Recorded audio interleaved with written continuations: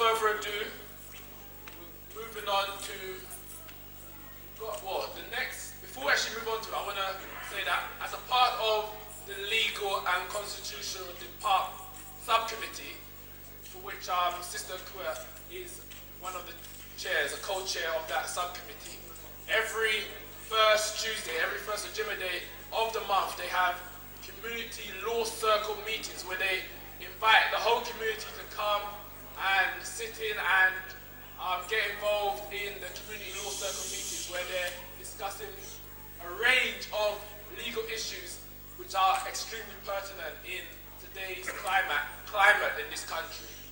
So that's every first Tuesday. The first one is this week coming, and it's going to be at the Queen Mother Moore Saturday School, Nelson's Row. I haven't got a full postcode. The nearest station is Clapham Common. So it's just up the road from there. Nelson's Row, SW4, 7JR. So what time is that from? From 7:30 every first Tuesday of the month. Now, moving forward swiftly, I'm going to ask Sister Nkua to come to the stage, to the platform. Sister Nkua is a powerful, powerful sister. Yeah. I don't think there's enough adjectives. And I got a decent grade in my GCSE English, but I don't know enough adjectives to describe the power of this sister. Yeah. I've seen her speak on a range of topics to a range of different audiences, and each time it's more and more mesmerizing. And I'm not just saying that, I'm being quite serious. So you're in, if you haven't heard of it before, you're in for a treat. If you haven't heard of it before, you're in for a treat anyway. And the topic she'll be speaking on, and we must have silence. The topic she's going to be speaking on is reparations in perspective and the CARICOM initiative. So can we rise and hail our Sister Nkua, the co-chair of the Interim National African People's Party.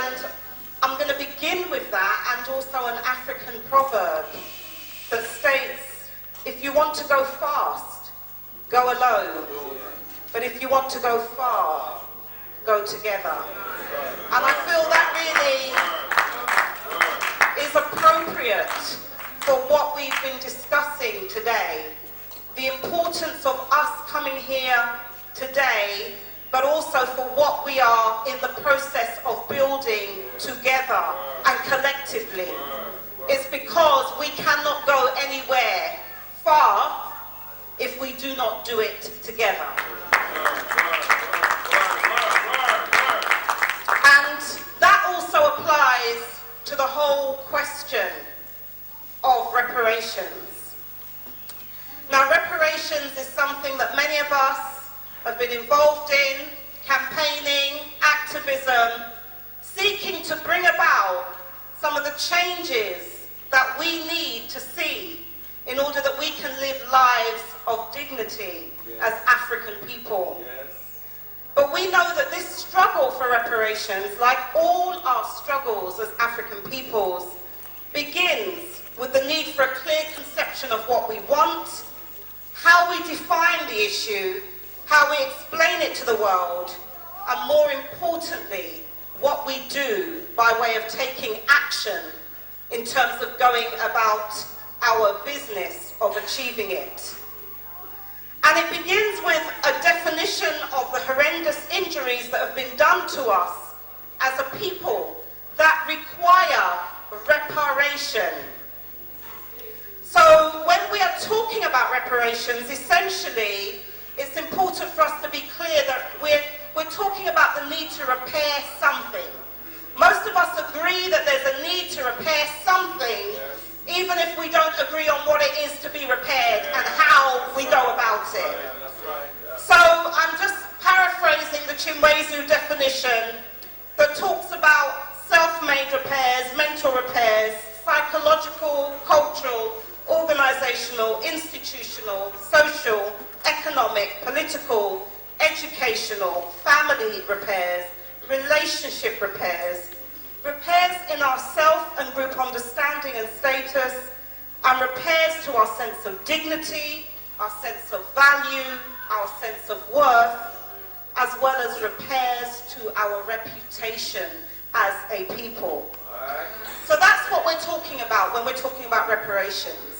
And oftentimes we just use the word slavery and colonialism as though they were singular events, without looking at the horrendous injury and crimes and violations of our rights that took place through every phase of our history.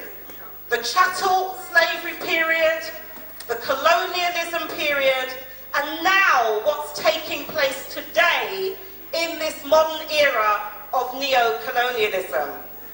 So if we are going to be repairing damage, we have to look at the harms of being a continuum. And in that sense, reparation must encompass everything that we need in order to rectify all of the injustice that we are facing today, but what we also know are what we call transgenerational injustices, in that they transcend generation. So it happened to our ancestors, it happened to our foreparents, our grandparents, our parents, and what we're now seeing taking place with ourselves, but also our children. And so reparations in that sense, the context of reparations is very huge. And at this time, there are efforts to kind of reduce our reparations struggle down to, well, other people got this, so we should get that. But our situation and the repair that is required must be tailored to our own historical experiences and our own contemporary reality. And so all of the measures that people talk about, for some it's compensation, and there's a whole heap of money that is owed to us as African people. We know that even the family of the Prime Minister of this country benefited from compensation that were paid to his ancestors. We're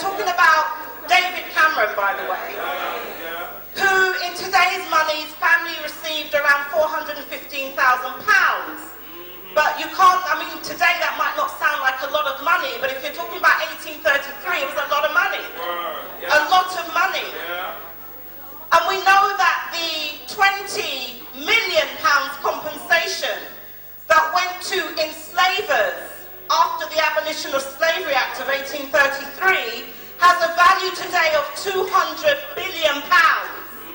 So that's a lot of money. A lot of money. But ultimately, if we're talking about true reparation, we cannot just reduce the repair to a paycheck or to a financial sum. If we do not also look at the ongoing task of liberation that we as a people have to engage in. Because to be quite honest with you, do we print money? Or are we locked into their financial system? So even if they were to pay us 200 billion today, without us having the infrastructure, and let's not talk about African countries and Caribbean countries who are still locked into a global, really European-dominated financial system of disorder, then we have to look at what's going to happen to that.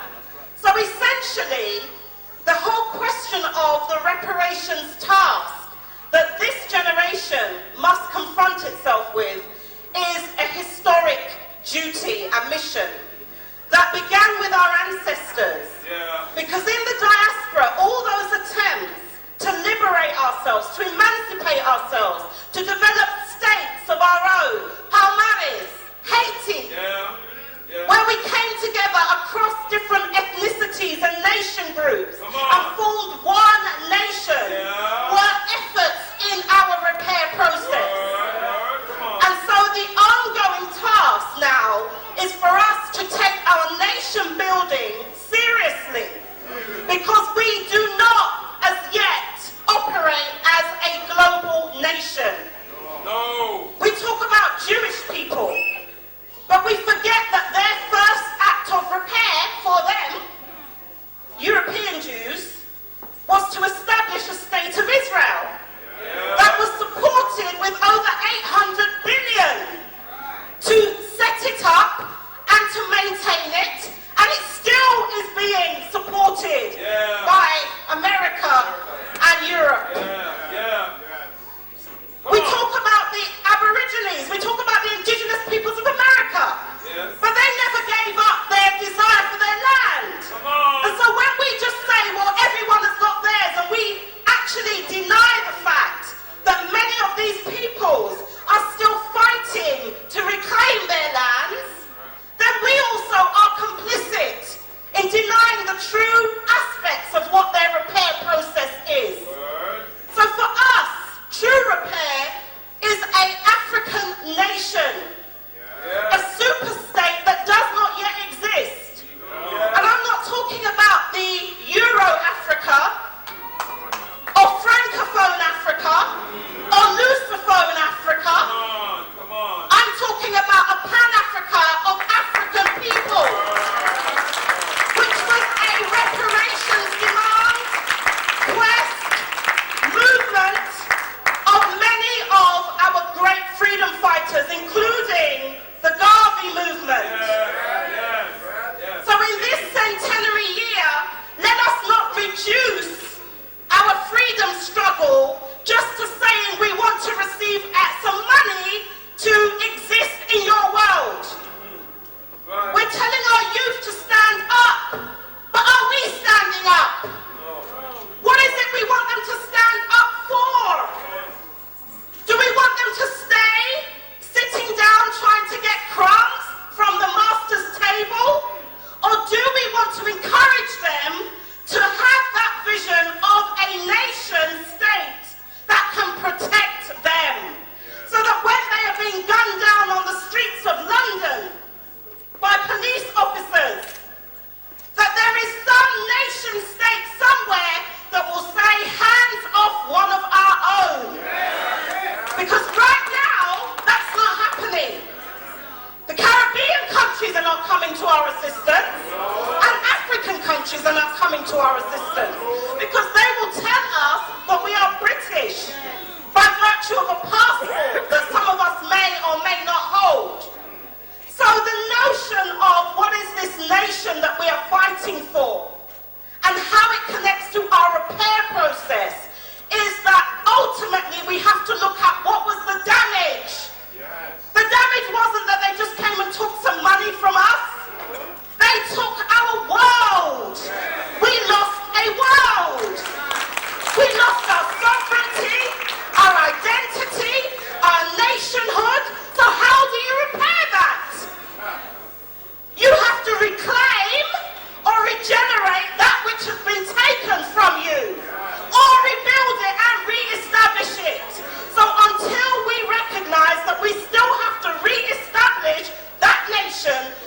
are fooling ourselves. And so, I move on to look at that in the context of the CARICOM initiative. Many of you will have heard that Caribbean governments now are picking up this issue of reparations. And many of us feel good about that. Say, okay, we've got Caribbean governments taking up this issue. But we must go deeper than just the headlines. Because what is at stake is our future. What is at stake is whether our children are going to be sold out and their freedom account looted for generations to come. Because we, in our short-sightedness, feel that somehow we're ready. We're ready to sit down and negotiate with Europe. We're ready to accept their crumbs. We're ready to say that we will go with your law firm. We're ready to say that we will accept the dictates of how you are defining for us what our repair process will be. And clearly that will be a mistake. And so even though there's some good objectives that they've said they're setting themselves in terms of looking at issues like repatriation and looking at the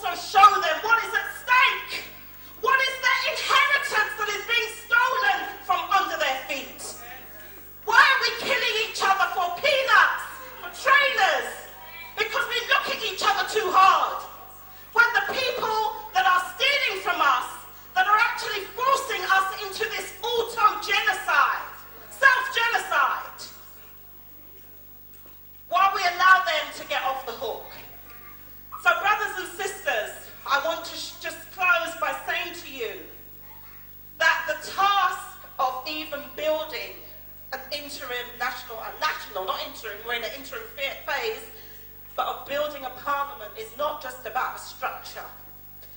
It's an institution that brings us all together so that we can affect the power to be able to enforce our will. Because whatever we desire by way of repair is going to take power to bring it about. So what power are we going to use? Unless it's our own. Unless it's the power of a people united around a common cause and a common agenda. So, the task of building the parliament is in itself a reparations task. Because we have to have the institutions that can bring us together, that can canvass the opinion of our people, that can represent the views and interests of our people to all the powers of the world. And no existing institution can do that. No one organization can do that. Only we collectively can do that. So the National African People's Parliament is about power. It's about making it, and it's about taking it. And it's about claiming it. But we can't do that alone. We can only do that collectively. And we have to restore our agency, our ability to define reality, and to have others accept our will. Because all the other nations that have received any kind of redress have only done so when they've had institutions like a National African People's Parliament. That when the people come and the powers that be, through the pressure of us united, decide to say, well, hold on, we are going to sit down and we know that we have to do right by you now. That there is at least an accountable and representative body that can do that. And actually, part of the repair process is about us reclaiming our self-determination and our dignity, and to stop sitting back and thinking that someone else is going to liberate us and do for us what only we can do for ourselves. And that requires organisation. But it's not just any organisation, because we always say join an organisation, but we need particular kinds of organisations that are about power and bringing us together so that we stand as a force not only to demand, but to take back what is rightfully ours.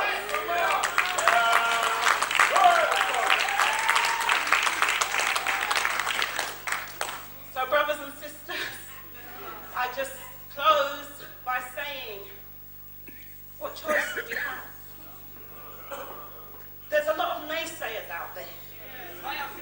How can you join this? The interim, this and that. A lot of talk. But you must watch those talkers. Because what alternative are they giving you? What is the alternative? Do we have any other choice but to do what we're trying to do here? So if you are serious, and if you do not want to betray your ancestors, and the very life that you have been given today for this great task, then you will support us, you will get involved with this initiative, whatever complaints or critiques you may have. Don't just sit on the sidelines. Come on board and show us how to do it there. If you can do it better, show us how to do it there. And if you can't do better,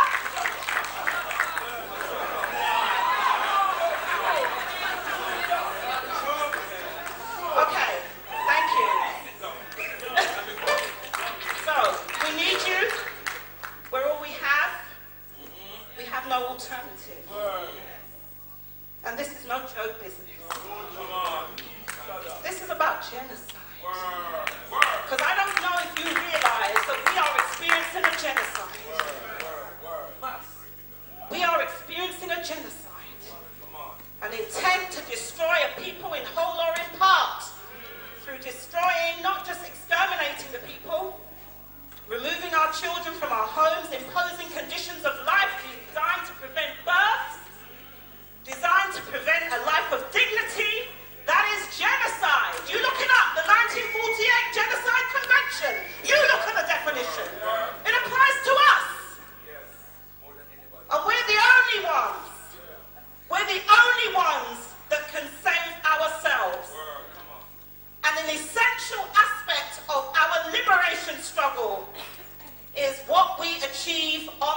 road to reparations together.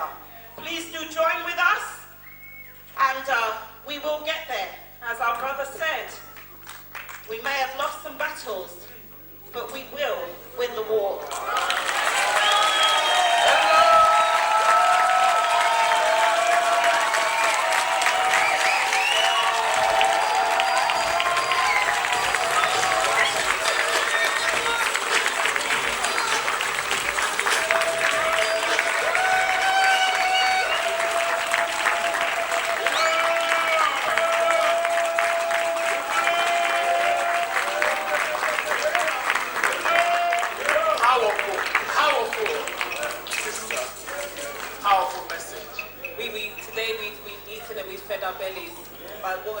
What we're going through now is feeding of the mind. So when you have knowledge, it comes with power. When you have power, there's a responsibility. So we need to ask ourselves, through all the journeys and the fights that people have done before us, what are we doing? What are we taking the next step?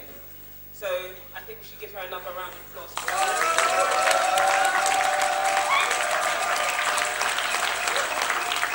At this point, I want us all to rise.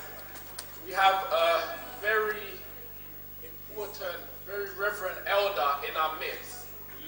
Mama Sybil Phoenix. Mama Sybil Phoenix, as Elder Cecil Gutsmore spoke at the beginning of Before We March, she was instrumental in raising funds to set up the Moonshot Community Center. She was a backbone, a supporter of all the families who suffered from the New Cross massacre. And she's here today. She is one of the reasons why we are here today.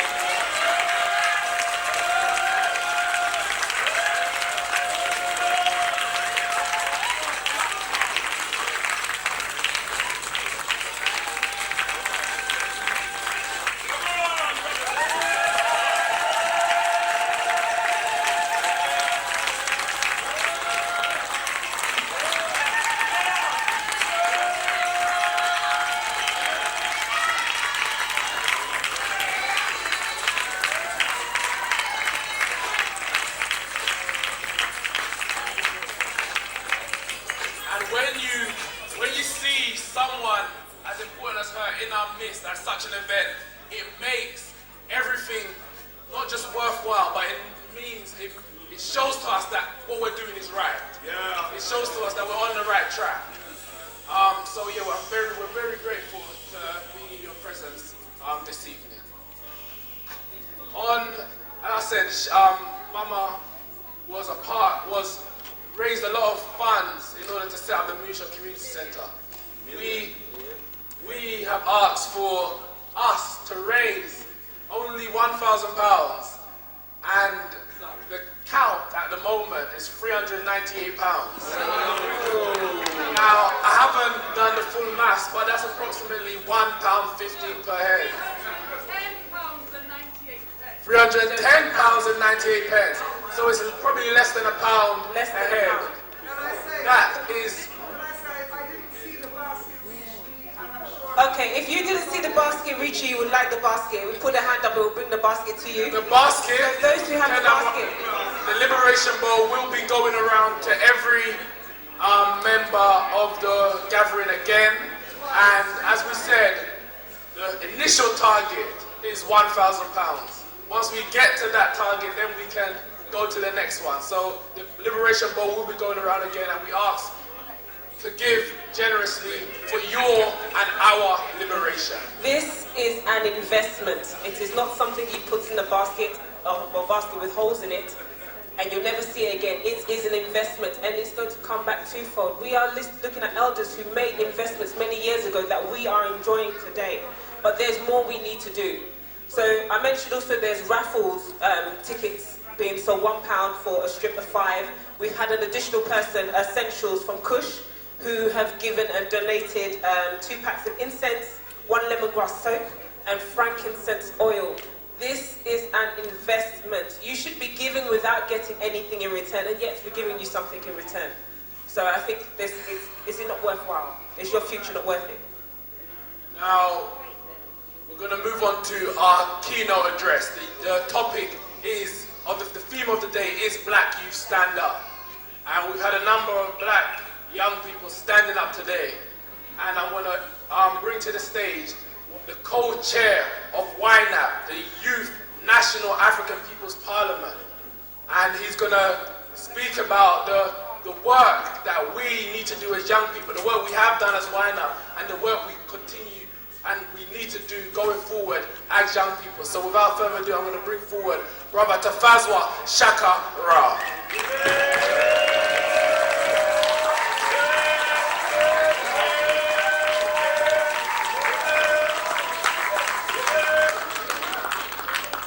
Salam, brothers and sisters. Alright, I'm going to try and move. I've never delivered any message ever and stuck within the time limit, okay?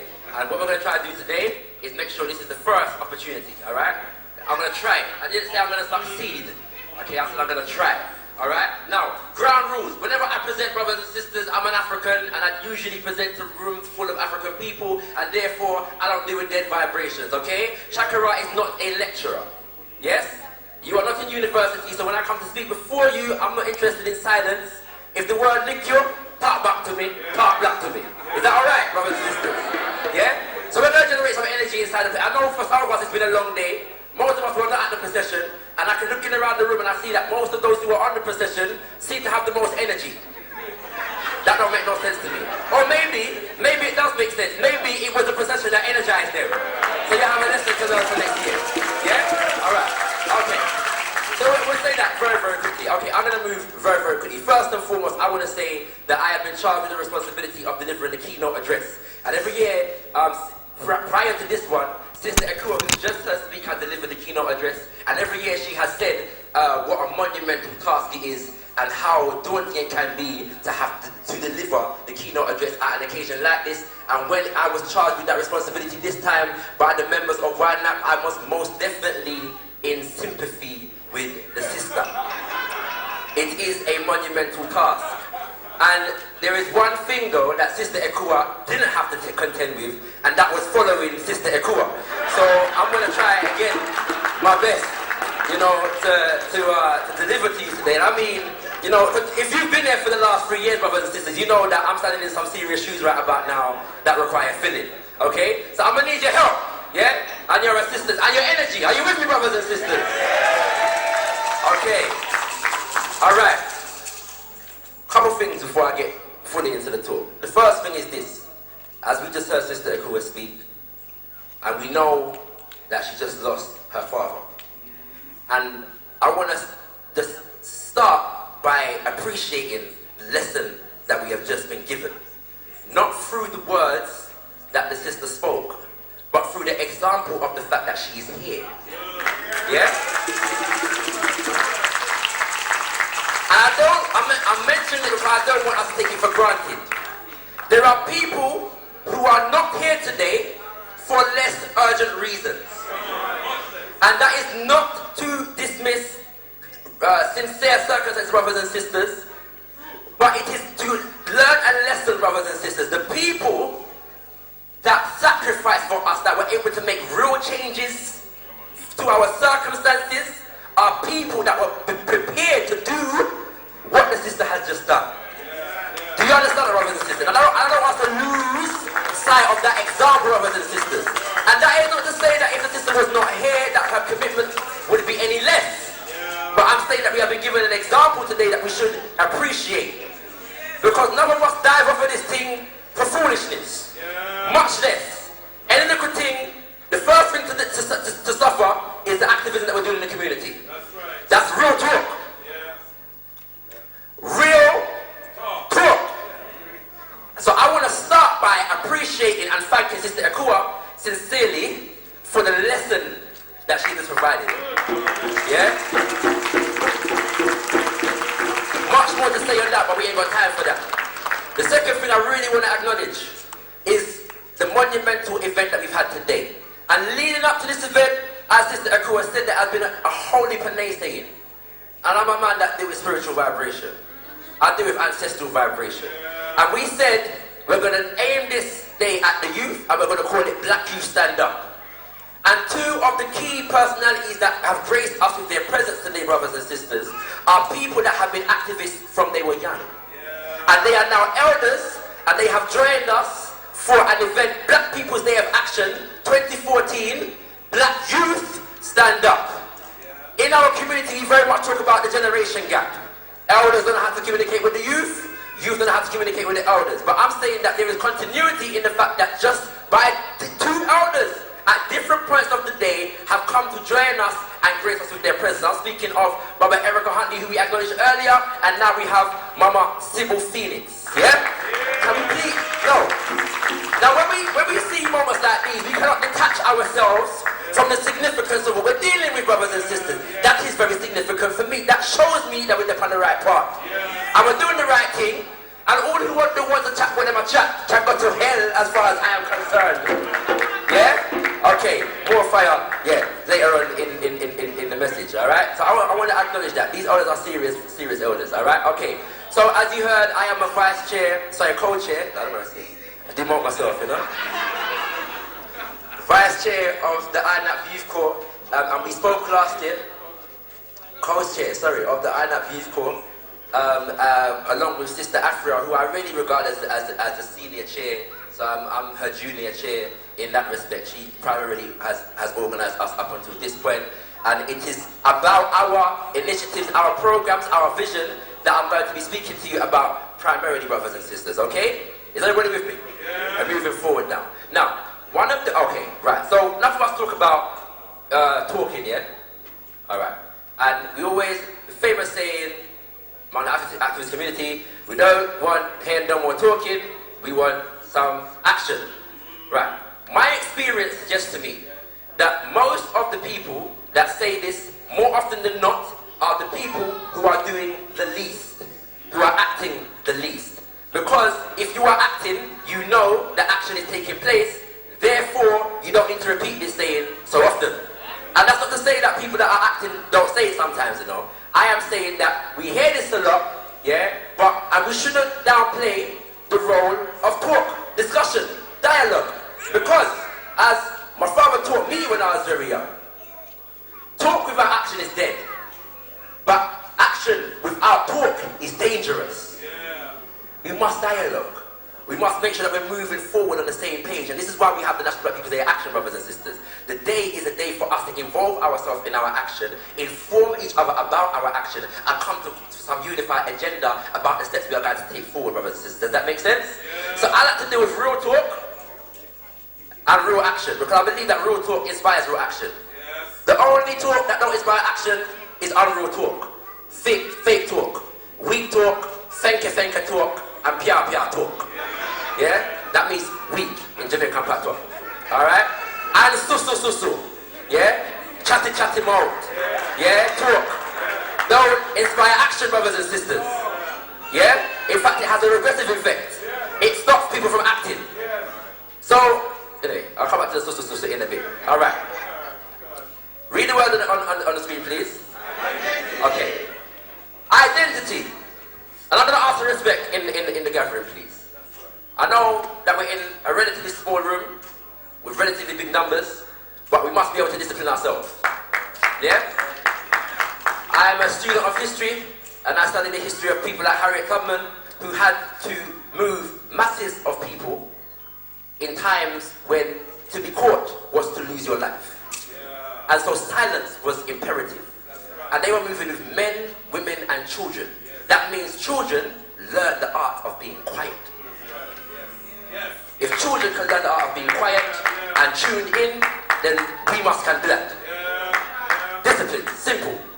Make sense? Respect. Name it and claim it. Okay. Identity is one of the biggest issues facing African people. It shouldn't be, because we've done work this out a long time ago with the history of our liberation movement. However, the powers that be have done a very, very serious job of creating a lot of confusion around this issue, brothers and sisters. Yeah? So, what is identity, brothers and sisters? Coming from the Oxford Dictionary, which is the highest dictionary in the land, says the fact of being who or what a person is. Yeah? Make sense? Okay. person is. A close similarity or affinity. Yeah, is everybody with me? Yeah. Okay, so what our identity therefore defines who we are, yeah, what we see as our similarities, who we are similar with, and what we find a close affinity to, brothers and sisters. Does that make sense? Yeah. Okay, right. Now, when we had a strong movement, at every point that we've had a major movement, the issue of identity has been very, very pertinent on the agenda. And normally, that issue pans out in a redefinition of how Africans, the word that is used to call Africans at any particular point in time. Does that make sense? So when we were coming out of slavery, they call us niggers, we said, no, we're not niggers. Yeah? Because we believed that a more dignified term was Negro. And then we went from Negro with a small n to Negro with a capital N. And then Papa Garvey dashed with the word Negro and said, no, you're black and you're African. Make sense? Yeah. And then we reinforced that from that time, 1920s until the 60s, and we was black and proud and beautiful and black. And then James Brown said, say it loud, I'm black and I'm proud. And they had all these songs that were, black is my color. And then it was up there, yeah? I ain't gonna do the hand off, don't worry. Stick to China all day. Alright, and everything there. And then Fela Kuti said, send your minds to Africa, Africans all over the world. Send your minds to Africa, Africans in Europe. Send your minds to Africa, African Americans. Send your minds to Africa. Telling all the Africans around the world to send their minds to Africa, brothers and sisters. Okay, in this country now, brothers and sisters, what they have succeeded in doing, even like 10, 20 years ago, Africans in this country were known generally as African Caribbean. Very significant. Very significant, not because we know African, yeah? But the African Caribbean thing was very significant because it was recognizing the unified history of people from the Caribbean and their African heritage, brothers and sisters. Now, them do it with African Caribbean. Have you noticed? Yeah. On your forms and that, it's now black African, black British, black Caribbean, black other, please specify. Yeah? Make sense? So now, the unified identity that we had developed, that came out of our own acts of self-definition, primarily through youth movements that were rebelling against this British system, yeah, has now been watered down and fragmented, not by our own choosing, but by their imposition upon us and their forms. So now, we have stopped being defined by ourselves, and we are now being defined by a British system, who has very many different,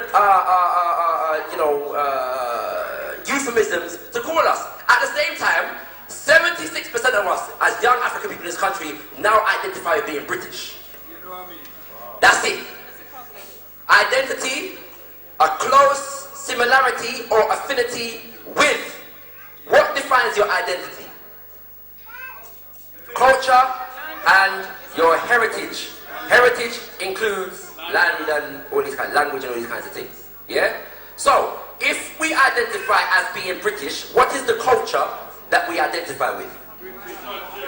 And if we identify with British culture, what is the historical relationship between British culture and African culture? And if we therefore define ourselves as British, how does that affect our self-esteem?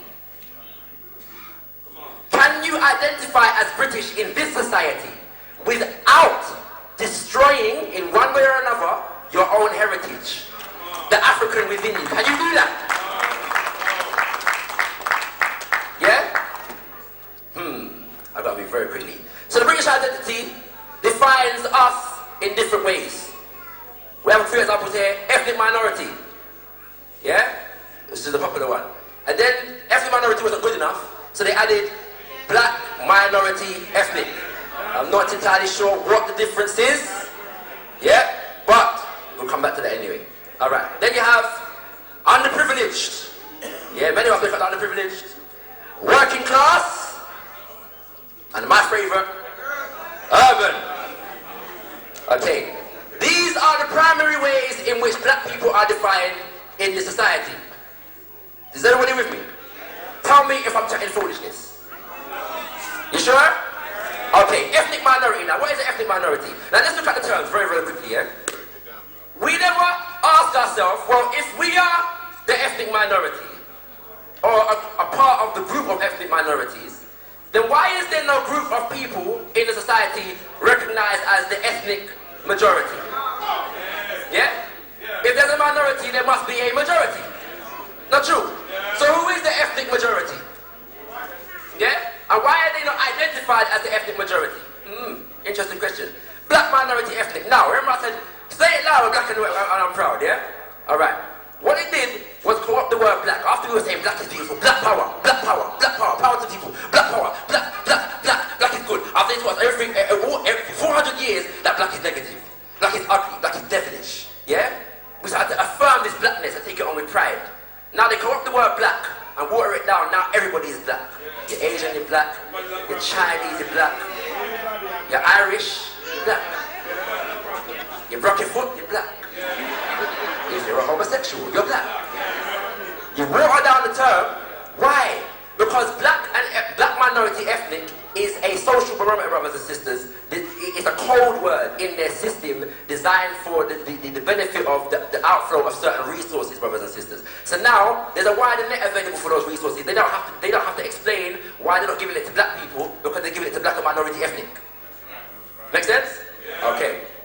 Underprivileged, not going to go into that. Working class, not going to go into that. But urban. What is urban? Who is urban? Are you urban? I'm not urban. How did urban come to be urban? Everything I make create, you call urban. What is urban? Who is urban? Are you urban? I'm not urban. How did urban come to be urban? Everything I make create, you call urban. Now, hold on. Look hard, what's wrong? Use my beat, sing next man's song. We sold out, now soul is gone. Forgot protection, now time to respond. We created vibe and feel from culture, life experience, real. Next man came with big record deals and flashed the cash for poor use appeal. So now, business took control by those who don't know black soul. King was playing in the pause role. Now watch the way this story unfolds. We make art, they sold image. They push certain types of our lyrics. Use our style to create new gimmicks with emphasis on making digits. The focus became getting through to other cultures instead of minding our own. Love for that black thing, give a dog a bone. We left the yard, never secured the home. Now I see them trying to separate me from what came out of my identity, trying to eclipse the black energy. Teeth my things and sold it back to me. My music, next man use it and half of the time abuse it. So they lose it, then infuse it. So blackness, anyone can choose it or refuse it. Though black, they weren't born. Own it like it's theirs from.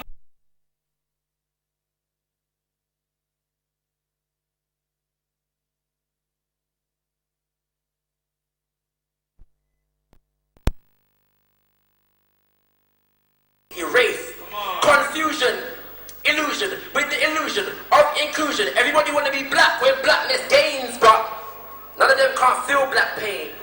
I'm sick of images of me on TOTP, MTV. Use my style to attract me, then impose what you think I should be. Created, generations confused on fake ideals. My culture's used now. Black girls snow white through, and white girls think they're Afro blue.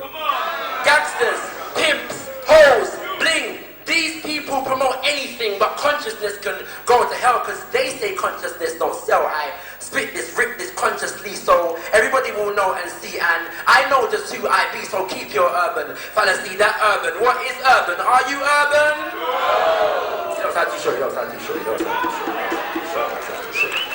That urban, what is urban? Are you urban?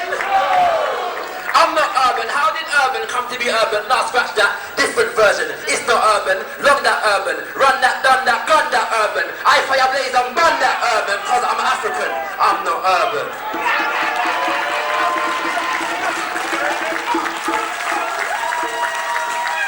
Right. I wasn't even going to do that. Spirit move. I wasn't even going to do that. Alright. I ain't even got to explain that no more, do I? Do I have to explain that anymore? Urban. So we have to dash through that urban thing, yeah? This is the word that they use, yeah, primarily to take advantage of our cultural capital. Our cultural capital. They don't understand what that means. How we choose the artistic values that we have developed through blood, sweat, and tears. They now appropriate it and sell it back to us in a way that they make the most money off of it. Our cultural capital, brothers and sisters. So, the National African People's Parliament says that we have to begin to define ourselves as African. just universally accept that we are African, but because we understand the political ramifications of this particular terminology. There is a lot of argument about this saying, well, boy, these people that are out of touch here, them international African People's Parliament people, they're out of touch here because none of us, we don't even want to call ourselves African. We're still calling ourselves black.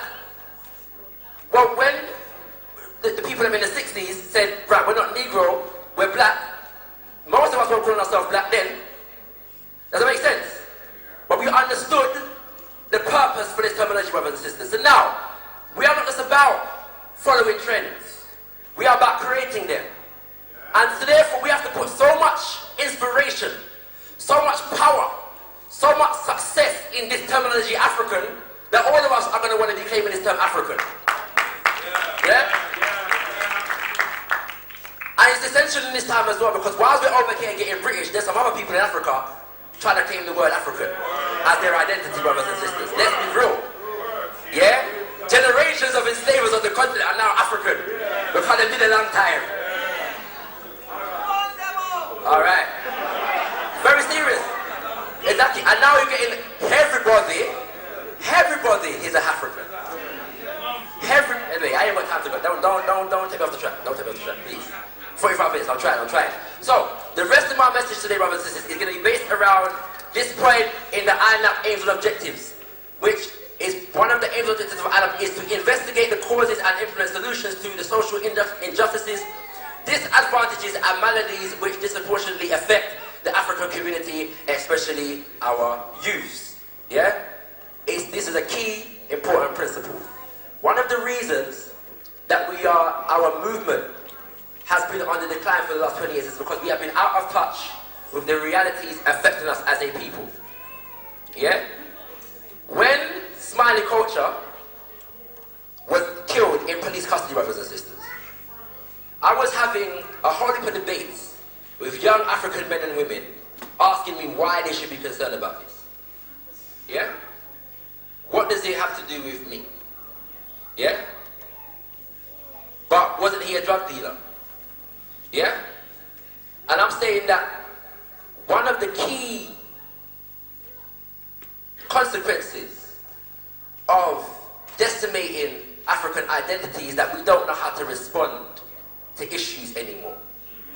We got a good message earlier from Elder Esther Stanford-Xosei speaking about the National Black People's Day Action 1981, and he said that the atrocity happened on the 18th of January, and he said that the organizers recognized that they needed time to be able to amass the kind of people and presence that they wanted. The time was from the 18th of January to the 2nd of March. Just less than 2 months.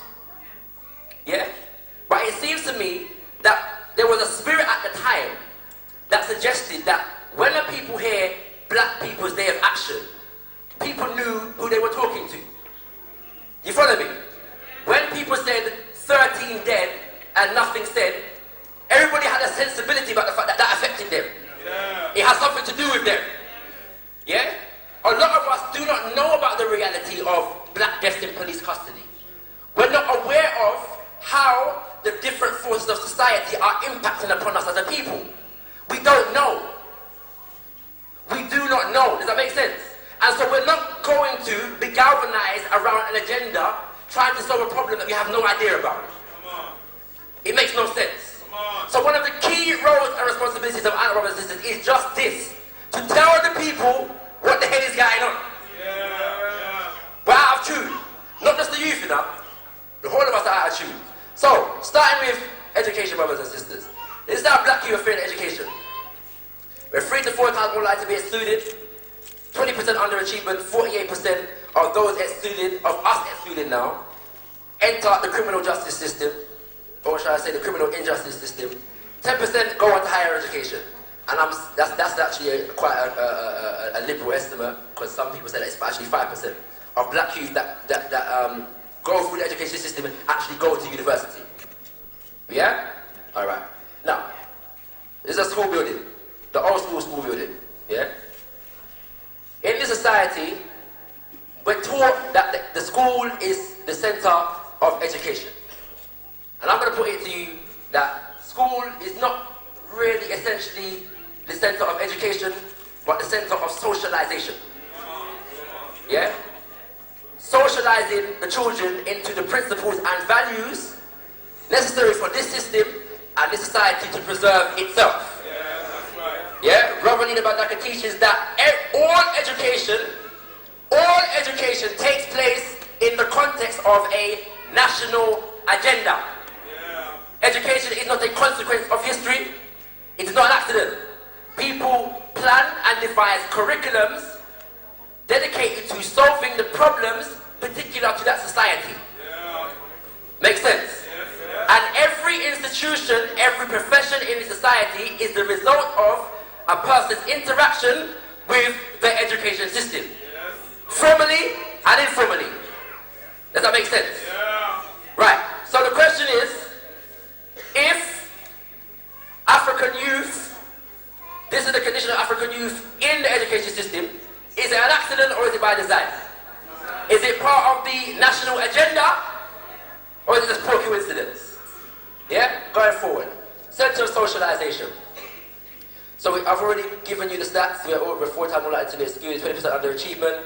Right. The other thing that we have is that there is long since been known that there is a correlation between performance in school, experience in school, and your entry into the criminal justice system or going to prison. Yeah? If you fail at school, you have a higher likelihood of going to prison. Yeah? Yeah. Okay.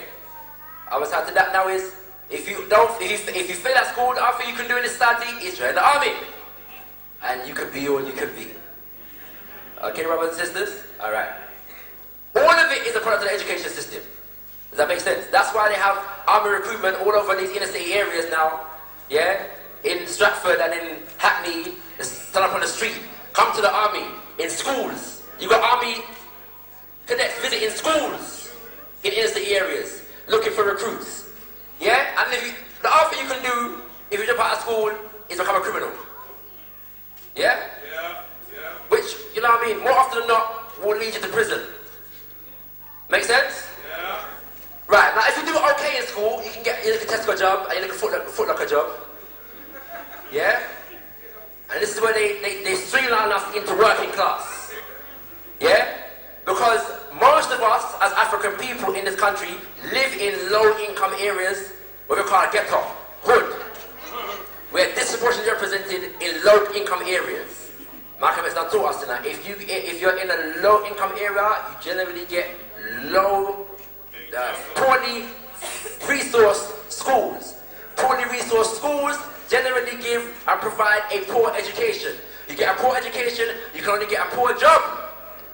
If you get a poor job, your economic possibilities and capabilities are limited to living in a poor neighborhood, which has the poor schools, and it becomes a vicious cycle.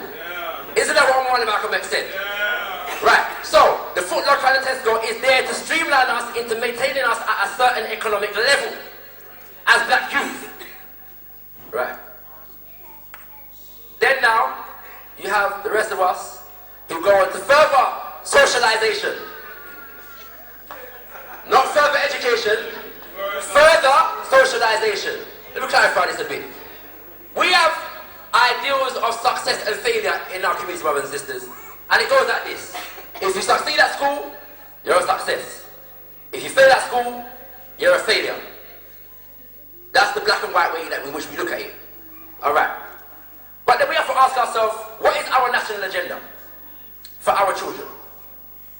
Because if success in this society comes at the expense of an affinity to your own community, can we and should we as black people define that as success? No. So, we've got more black doctors today than we've ever had in the country. More black lawyers than ever before in the history of Britain. More black police officers than ever before in the history of Britain. Yet, there are more black youth being stopped and searched on the street than ever before, and more black people in prison than ever before. Yeah? More black MPs than ever before. Yet, in every institution of society, we are fearing the worst. How can that be? The people that make policy, this was supposed to be our success. We had black politicians who were supposed supposed to serve our interests, and now and we're even worse off now than we were then. It shows that this course of education is not producing the kind of men and women that we need to service our needs. Black youth are not becoming the kind of men and women that we need them to become. Okay? So that's the further socialization. Alright, we're going to move on. Now, when we want to get deep, brothers and sisters, this is where we go. Yeah? This is where none of us go. There's a big Illuminati craze at the moment. Alright?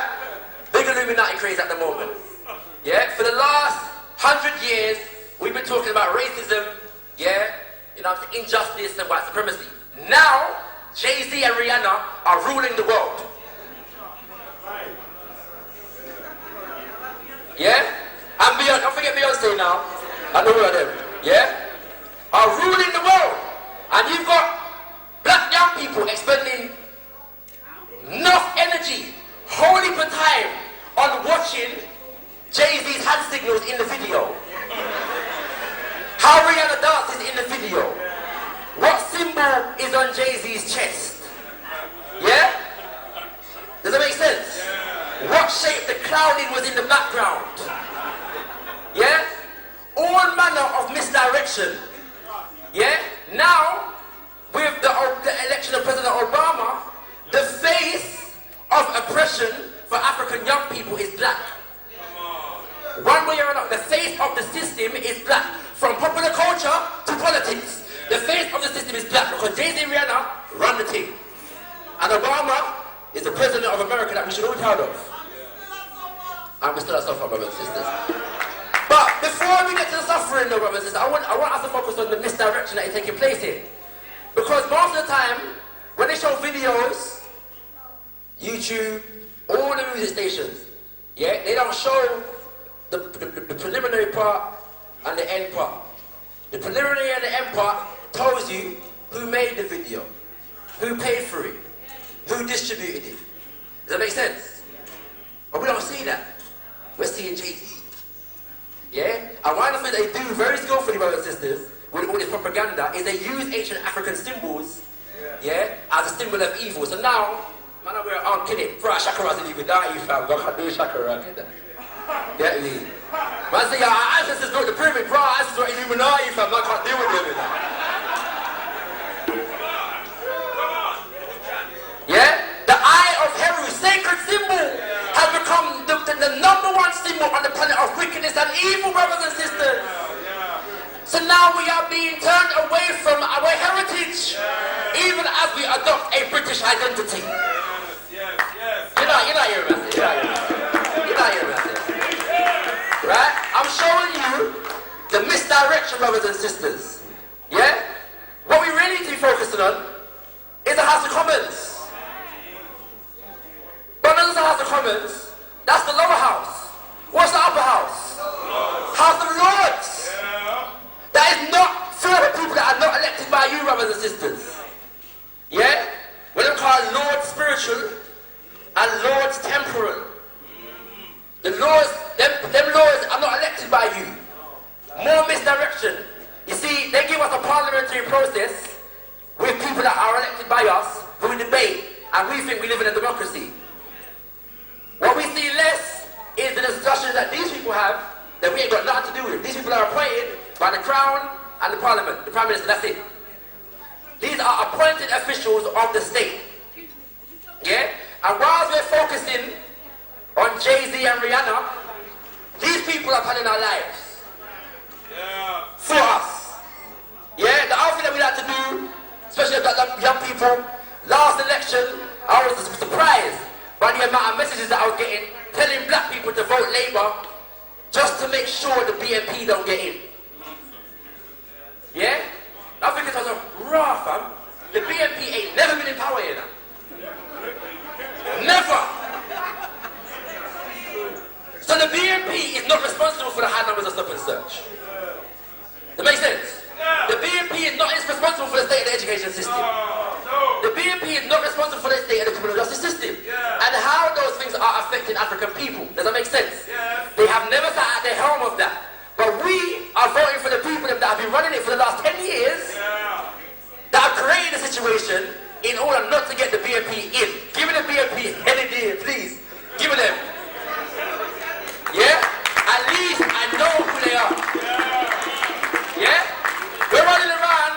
trying to stop marches of the EDL. Come on, young blood. EDL, the English Defence League, a group of white boys who got vexed at some ethnic minorities. Yeah, it's not saying we shouldn't deal with them, you know.